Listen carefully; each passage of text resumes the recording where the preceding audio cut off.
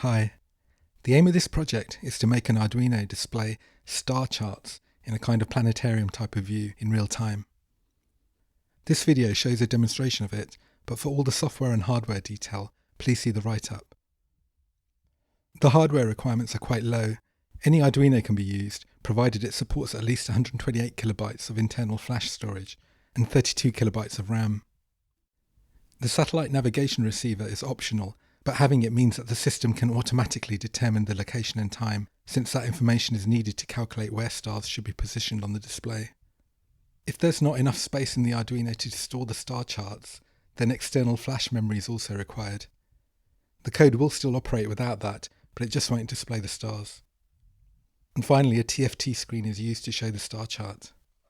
I used an Uno R4 board, which has a fairly powerful Renesas chip. The board needs converting to 3.3 volt logic levels. It's easy to do, there's a blog post which describes the modifications. A 3.3 volt Arduino board could be a better option, but I used what I had.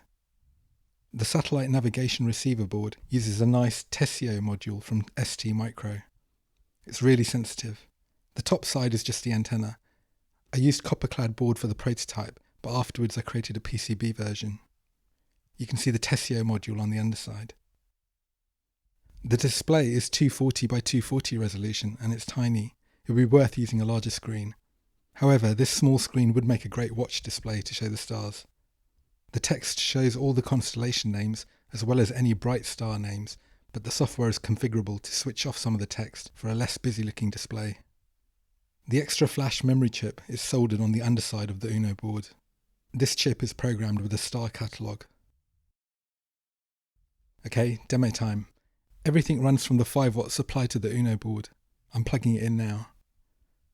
There's actually a deliberate delay of 3 seconds in the code for serial console purposes for troubleshooting, but within a few seconds the satellite navigation receiver provides the first fix for location and the time.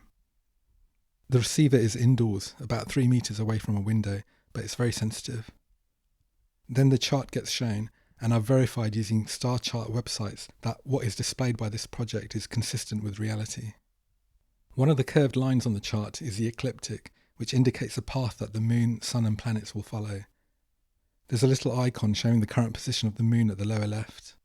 The position is accurate, but the number inside it is supposed to indicate the Moon phase, and that's a little buggy at the moment.